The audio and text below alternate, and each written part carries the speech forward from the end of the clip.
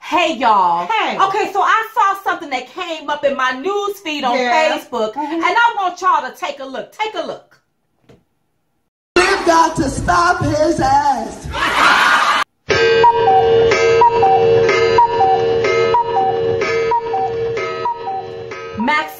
Maxine, you want to talk about stopping Trump ass? Let's talk about how we need to stop your ass.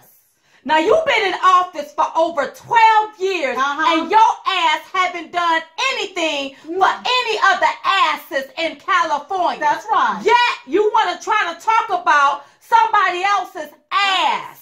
Let's talk about your ass.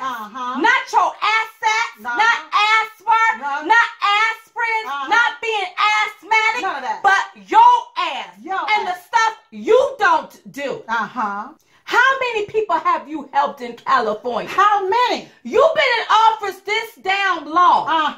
And you always worried about somebody else's ass. Why don't you worry about your own ass? That's right. Your ass is about you.